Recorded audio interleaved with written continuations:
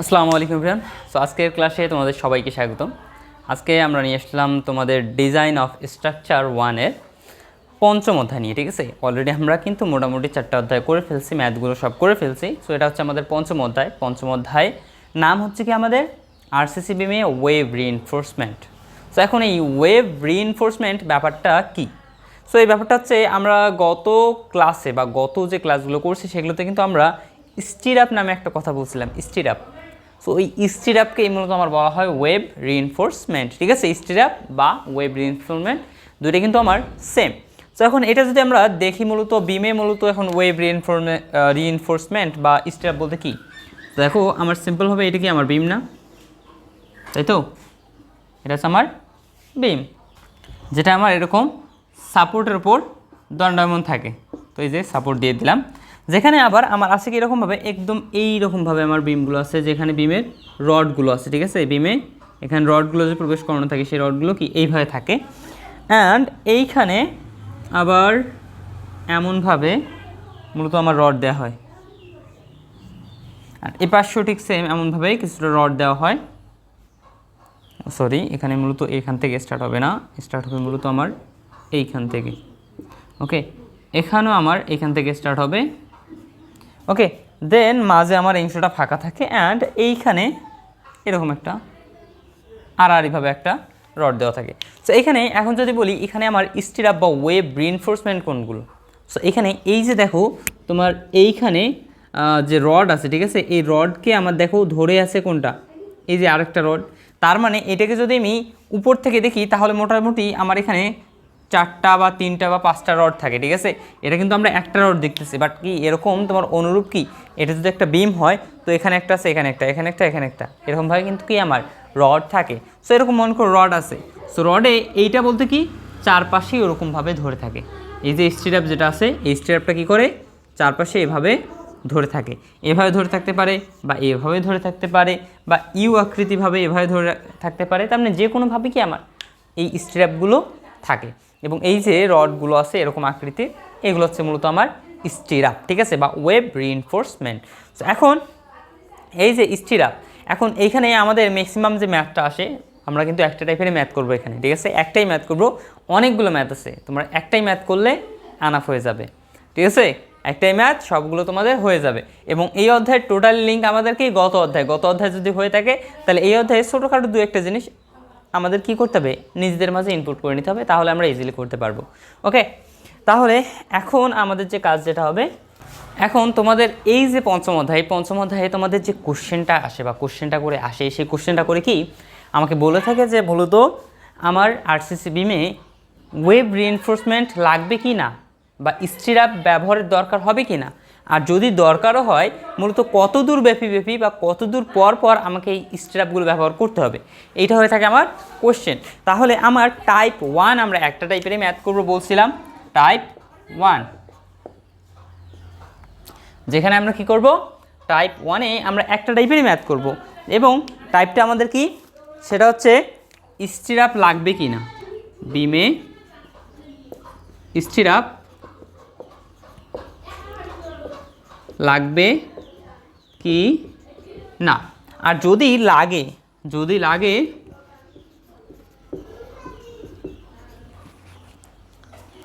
তবে কত ব্যবধানে লাগবে,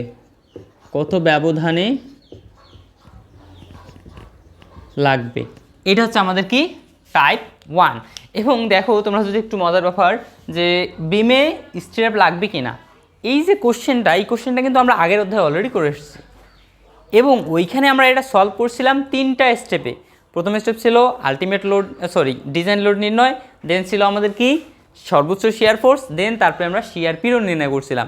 অ্যান্ড শিয়ার পিরিয়ড নির্ণয় করার পর ওইটা যদি দেখতাম যে আমার অনুমোদনযোগ্য যে শিয়ার পিরিয়ডটা আছে তার চেয়ে যদি এটা বড় হয়, তার চেয়ে যদি আমার যে প্রাপ্ত শিয়ার পিরিয়ড এটা যদি বড় হয়, তাহলে আমরা কি করছিলাম যে আমার স্টিরাপের দরকার আছে। আর যদি দেখতাম যে না বড় নাই হয়, তাহলে কি আমাদের স্টিরাপের দরকার নেই। ওকে, সো তাহলে এখানেও ঠিক সেম কাজ, এবং এখানে জাস্ট দুইটা বাড়তি কাজ হবে। সো এখন এইখানে তোমাদের যে ম্যাথগুলো থাকবে, ঠিক আছে, এই ম্যাথগুলো সলভ করার জন্য স্টেপ হবে, ম্যাথগুলো সলভ করার জন্য তোমার আগে ছিল 3টা স্টেপ, এখন জাস্ট 2টা স্টেপ বাড়বে। ম্যাথগুলো সলভ করার স্টেপ সমূহ বা ধাপ সমূহ। ঠিক আছে, তোমাদেরকে আমি একটা বিষয়, সো তোমাদেরকে আমি চ্যালেঞ্জ দিয়ে বলতে পারি, কিন্তু আমি যেভাবে তোমাদের টাইপ আকারে করাই বা যেভাবে তোমাদের টাইপ আকারে পড়াই সেই বিষয়টা কিন্তু তোমরা অন্য কোথাও পাবে না, এটা আমি চ্যালেঞ্জ দিয়ে বলতে পারি। ওকে, সো তাই আমি যেগুলো দিচ্ছি অবশ্যই তোমরা ভালোভাবে নিজেদের মাঝে নিয়ে নাও এবং অবশ্যই এই বিষয়গুলো নোট করে নাও। নোটের বিপরীতে এখানে কিছুই নেই তোমার। ওকে, সো এখন এখানে ম্যাথগুলো সলভ করার স্টেপ হচ্ছে কি, ফার্স্ট স্টেপ যেটা সেটা হবে তোমার ডিজাইন লোড নির্ণয়, ডিজাইন লোড। সেকেন্ড স্টেপ হবে আগের তিনটে স্টেপ, ঠিক আছে, সর্বোচ্চ শিয়ার ফোর্স। থার্ড স্টেপ যেটা হবে সেটা হবে আমার শিয়ার পীড়ন।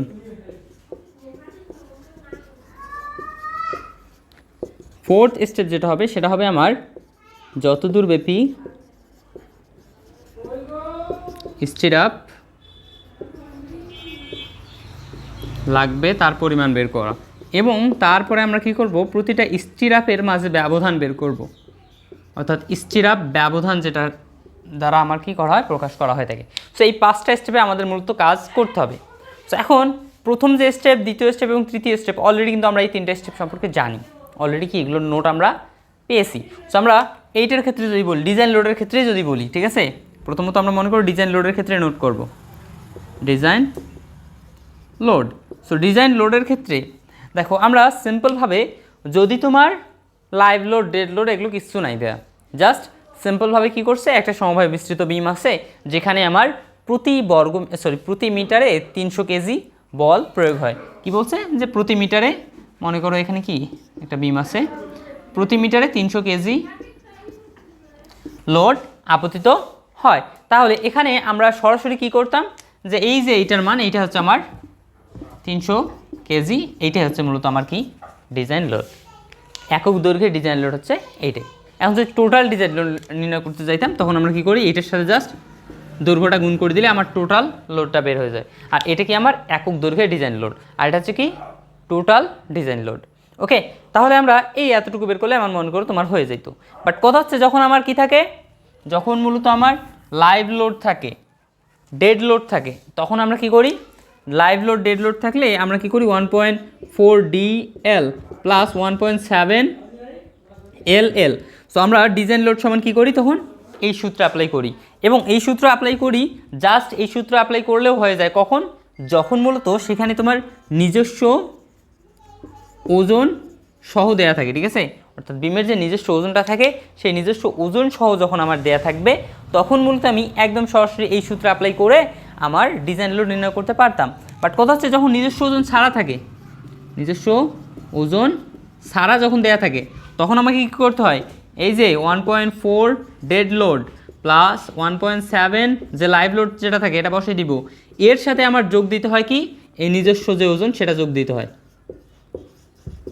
তখনই কিন্তু এখানে আমি ডিজাইন লোডটা পেয়ে থাকি। ঠিক আছে, এইটা একটা আর একটা কি একদম সিম্পল যেটা, ঠিক আছে, এইভাবে কিন্তু আমাদের কাজটা করতে হয়। এটা গেল ডিজাইন লোডের ক্ষেত্রে।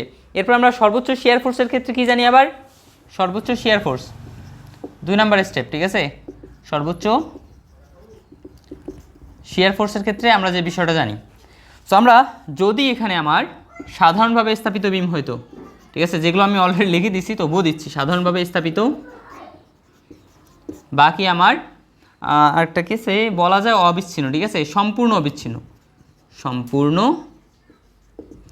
অবিচ্ছিন্ন বিমের ক্ষেত্রে মূলত আমার শিয়ার ফোর্স বড় হাতের ভি ইকুয়াল ω/L/2। এরপর যদি আমার আংশিক অবিচ্ছিন্ন বিম হয়, বিমটা যদি এখন আমার আংশিক অবিচ্ছিন্ন হয়, তার মানে এখানে আমার অবিচ্ছিন্ন অংশ আছে, বিচ্ছিন্ন অংশ আছে, তখন আমাদের কি করতে হয়, দুইটা স্টেপে কাজটা করতে হয়। নাম্বার 1 এখানে স্টেপ কি করা হয়, অবিচ্ছিন্ন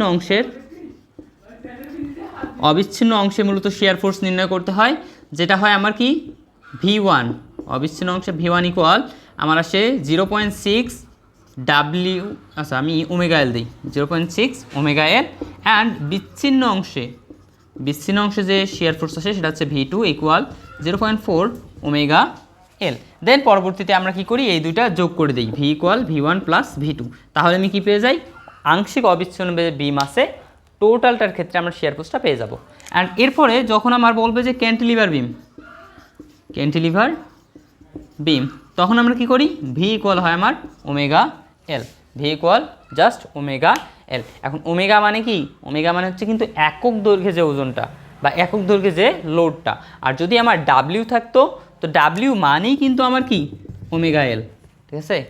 ডাব্লিউ মানে হচ্ছে টোটাল লোড আর ওমেগা মানে হচ্ছে একক দৈর্ঘ্যে লোডটা, ঠিক আছে। তাহলে আমাদের মোটামুটি দুটো বিষয় গেল। এন্ড এরপরে আমরা 3 নাম্বার বিষয়টা দেখি, সেটা হচ্ছে কি আমাদের শিয়ার পীড়ন। 3 নাম্বার বিষয়। সো শিয়ার পীড়নের ক্ষেত্রে আমরা কি জানি, সূত্র হচ্ছে ভি ইকুয়াল তোমার ভি মাইনাস, ঠিক আছে, বড় হাতের ভি এবং এটা হচ্ছে ছোটো হাতের V, V minus omega D by 100। Okay, V equal VCR by BD, VCR by BD. এখন ভিসিআর নির্ণয়ের আবার সূত্র আছে, ভিসিআর ইকুয়াল কি হয়, V minus omega D by 100, যেখানে এই ভি নির্ণয়ের জন্য আমাদের কি করতে হয়, এই যে 2 নাম্বার স্টেপে যে মানটা পাবো ওই মানটা আমরা এখানে বসাই দিব, ঠিক আছে। এরপরে আর কি আছে, বিডি এর মান তো আমরা জানি।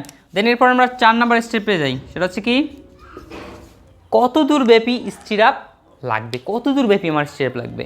অর্থাৎ আমরা দেখো বিম যেটা অঙ্কন করছিলাম, ওকে, বিমটা আমি একটু অঙ্কন করে ফেলে, আবারও আমি এগুলো মিশিয়ে দিচ্ছি, অবশ্যই তোমাদের এগুলো তুলে নিতে হবে, তোমরা তুলে না নিলে তোমাদের লস এটা।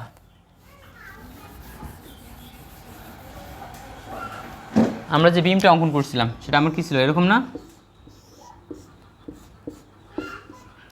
এখানে আমরা এইভাবে রড ছিল। অ্যান্ড মোটামুটি আমরা এখান থেকে স্টার্ট করে, তো এখন দেখো তো আমি এই দিক দিয়ে নির্দিষ্ট একটা দূরত্ব, আবার এই দিক দিয়ে নির্দিষ্ট একটা দূরত্ব আসার তার মানে পর্যন্ত, নির্দিষ্ট একটা দূরত্ব পর্যন্ত আমি কী করতেছি, দেখতো স্টেপগুলো বসাইতেছি না। তাহলে আমি এইখান থেকে নির্দিষ্ট একটা দূরত্ব, আবার এখান থেকেও কি নির্দিষ্ট একটা দূরত্ব গিয়ে আমরা এই স্ট্র্যাপগুলো বসাচ্ছি, এবং এই দূরত্বের মান হচ্ছে a+2d, এই দূরত্বের মান হচ্ছে a+2d। তার মানে উভয় পাশে আমি কী করতেছি, a+2d, এখানেও a+2d পরিমাণ দূরত্ব আমি নিয়ে স্ট্র্যাপগুলো বসাচ্ছি। তাহলে এখানে আমার কি আছে, যত দূর ব্যাপী স্ট্র্যাপ লাগবে সেটার মান হচ্ছে কি a+2d, ঠিক আছে ভাইয়া। এখন এইখানে আবার তোমার এ নির্ণয়ের জন্য একটা সূত্র আছে, সে এ নির্ণয়ের সূত্র কি, a equal L/2 minus D V dash by V, V dash by V, এটা হচ্ছে তোমাদের এখানে সূত্র। Okay, V dash by V. এখন এইখানে আবার তোমাদের এই ভি ড্যাশ যে ব্যাপারটা আছে, ভি ড্যাশ হচ্ছে একটা নতুন জিনিস তোমাদের জন্য আসলো। তো ভি ড্যাশ বলতে কী বোঝায়, এটা হচ্ছে ভাইয়া অতিরিক্ত শিয়ার এটা। সো এখন এই ভি ড্যাশ নির্ণয়ের সূত্র হচ্ছে ভি মাইনাস ভিসি। এখন ভিসিটা মানে কি, এই যে দেখো আমরা ভিসি হচ্ছে কিন্তু এখানে আমরা অনুমোদনযোগ্য যে শিয়ার, এটা হচ্ছে কি অনুমোদনযোগ্য শিয়ার। ভিসি হচ্ছে মূলত আমাদের কি ভাইয়া, অনুমোদনযোগ্য শিয়ার, যেটা আমরা কি 3 নাম্বার পর্যায়ে এসে যখন আমরা ভি বের করি, সো এই ভি এবং আমরা আরেকটা জিনিস কি বের করি, বা আরেকটা জিনিস দেয়া থাকে কি, ভি দেখো বের করলাম, দেন এখানে আরেকটা জিনিস বইয়ে দেয়া থাকে, সেটা হচ্ছে ভিসি। এখন এই ভি আর ভিসি এর মাঝে যদি আমার কি ভি এর মানটা, ভি আর ভিসি এর মাঝে যদি আমার ভি এর মান বড় হয়, এখন এই ভি আর ভিসি এর মাঝে আমার যদি কি এই ভি এর মানটা বড় হয়, ভি এর মানটা যদি আমার কি ভাইয়া বড় হয়, যদি আমাদের ভি এর মানটা ভিসি এর চেয়ে বড় হয়, তখন আমরা কি বলছিলাম যে এখানে তখন আমার স্ট্র্যাপ লাগে। বাট কথা হচ্ছে যখন এর উল্টাটা হয়, ভি এর মান ছোট আর ভিসি এর মান আমার কি বড়, অর্থাৎ ভি এর মান বড় এবং ভিসি এর মান বড় এবং ভি এর মানটা ছোট, তখন আমার কি স্ট্র্যাপ দরকার হয় না। বাট কথা হচ্ছে এখানে তোমরা প্রত্যেকটা ম্যাথেই দেখবা যে স্ট্র্যাপ লাগে। নয়তো কি তোমার কি 5টা স্টেপের ম্যাথ যাইতো না কিন্তু। এই কারণে কি প্রত্যেকবারই তোমাদের স্ট্র্যাপ লাগে। এই কারণে বলছি কি আরসিসি বিমে ওয়েব রিইনফোর্সমেন্ট, অর্থাৎ এখানে তোমার ওয়েব রিইনফোর্সমেন্ট লাগবেই, ঠিক আছে। এখন এই যে ভিসি, ঠিক আছে, এই ভিসি এর মান নির্ণয়েরও তোমাদের আবার সূত্র আছে, যে সূত্রগুলো তোমাদের জানতে হবে, যে সূত্রগুলো তোমাদের জানতে হবে। সো দেখো আমরা কি বুঝলাম এখানে, এই বিষয়টা কিন্তু অনেক ইম্পর্টেন্ট, কত দূর ব্যাপী আমাদের বসাইতে হবে বা স্টিরাপ ব্যবহার করতে হবে। এখন ভিসি এর যে মান নির্ণয়ের জন্য, ঠিক আছে, ভিসি এর মান নির্ণয়ে সো তোমাদের দুইটা পদ্ধতি আছে, একটা আছে WSD পদ্ধতি আর একটা আছে USD পদ্ধতি। USD, ঠিক আছে, একটা হচ্ছে WSD পদ্ধতি, একটা হচ্ছে USD পদ্ধতি। এখন এগুলো সম্পর্কে যদি তুমি ডিটেলসে জানতে চাও তো আমি ভাই বলবো না এগুলো, ঠিক আছে, এগুলো বলতে গেলে আবার কি একটু তোমার বেশি টাইম চলে যাবে, সো এগুলো আমি বলবো না। এগুলো তোমরা বোঝার জন্য তোমাদের বইয়ের যে 64-65 পৃষ্ঠা, নয়তো 60-61 পৃষ্ঠা, মেবি 64-65 পৃষ্ঠায় হয়তো বা তোমরা এই দুইটার বিস্তারিত আলোচনা পাবা, ওখানে পড়ে নিও, ঠিক আছে। সো এখন USD পদ্ধতিতে তোমার একটা সূত্র আছে, সেই সূত্রটা কি আমি একটু লিখে দেই। সেই সূত্রটা হচ্ছে তোমাদের 0.292 ভিসি ইকুয়াল, ঠিক আছে, 0.292 root over F prime C, and এখানেও VC equal 0.535 root over F prime C. এখন এই যে ফাই আছে ভাই, ঠিক আছে, এই ফাইয়ের মান কিন্তু অলওয়েজ 0.85, এই বিষয়টা অবশ্যই মাথায় রাখবা, এই ফাইয়ের মান অলওয়েজ 0.85। এই যে সূত্রটা, এই সূত্রটা হয়তো বা এই অধ্যায়ে তোমাদের একবারই ইউজ হবে, বাট কথা হচ্ছে তোমাদের পরবর্তী অধ্যায়গুলোতে তোমাদের কিন্তু ম্যাক্সিমাম টাইম এই দুটো সূত্র অ্যাপ্লাই করতে হতে পারে। যখন USD বলবে পদ্ধতি তখন USD পদ্ধতিতে, আর যখন WSD পদ্ধতি বলবে তখন WSD পদ্ধতিতে, ঠিক আছে। সো এরপর কি আছে আর এখন এ প্রাইম সি কিন্তু কি জানি আমরা, এ প্রাইম সি হচ্ছে মূলত আমার যে কংক্রিটের, ঠিক আছে, সর্বোচ্চ পীড়ন, কংক্রিটের সর্বোচ্চ পীড়ন, ওটা হচ্ছে আমাদের কি এফ প্রাইম সি। এরপরে আর কি আছে ভাই, দেখো আমরা এর মান বের করছি, এর মান বের করার পর সরাসরি এখানে বসাই দিলে মোটামুটি আমার 4 নাম্বারও ডান। এরপরে আমাদের লাস্ট আরেকটা স্টেপ কি থাকে, লাস্ট আরেকটা স্টেপ হচ্ছে মূলত আমার কত দূর পর পর মূলত আমার বসাইতে হবে। দেখো আমরা যখন বিমে এরকমভাবে বসাইছিলাম, ঠিক আছে, এরকমভাবে যখন স্ট্র্যাপগুলো বসাইছিলাম তখন নির্দিষ্ট একটা ব্যবধান মেনে মেনে কিন্তু আমাকে বসাইতে হবে, নির্দিষ্ট একটা ব্যবধান পর পর বসাইতে হবে। এখন এই ব্যবধানকে আমার এস দ্বারা প্রকাশ করা হয় এবং এই 5 নম্বরে আমার এই এসের মান বের করতে হবে, এবং এসের মান নির্ণয়ের সূত্র হচ্ছে তোমার AV FV V dash B, ঠিক আছে, এটা হচ্ছে তোমাদের সূত্র। এভি কি আছে ভাই এখানে, তোমাদের AV FV V dash B. So এটা হচ্ছে তোমাদের সূত্র নাম্বার 1 সূত্র হচ্ছে এটা। এরপর নাম্বার 2 সূত্র হবে কি তোমার এস ইকুয়াল D/2, অর্থাৎ গভীরতার অর্ধেক, এবং নাম্বার 3 হচ্ছে এস ইকুয়াল এভি বাই এখানে হচ্ছে 0.0015 বি। এই 3টা সূত্র। এখন কথা হচ্ছে 3টা সূত্র থেকে আমি 3টা ব্যবধান পাবো, 3টা সূত্র থেকে 3টা ব্যবধান পাবো, এটাও এস, এটাও এস, এটাও এস। এখন 3টা ব্যবধানের মাঝে আমি নেব কোনটা, অবশ্যই যেটা আমার এখানে সবচেয়ে ছোট যেটা আসবে, ঠিক আছে, সবচেয়ে ছোট যে মানটা আমি পাবো সেই ছোট মানটা হবে আমার এখানে এসের মান, ঠিক আছে, ওই এসের মান হবে বা সবচেয়ে ছোট যে মানটা পাবো ওই ব্যবধানে আমি এখানে সবগুলো স্টেপ বসাবো, ওকে। এবং সবগুলো স্টেপ তো বসাবো, এবং কত মিটারের মাঝে বসাবো সেটা আমরা অলরেডি কিন্তু আগের স্টেপে, অর্থাৎ যতদূর ব্যাপী আমার স্টেপ লাগবে এটাতে আমরা জেনে গেছি, ঠিক আছে। তো এইভাবে কিন্তু আমাদের মোটামুটি এই সবগুলো কাজ করতে হবে।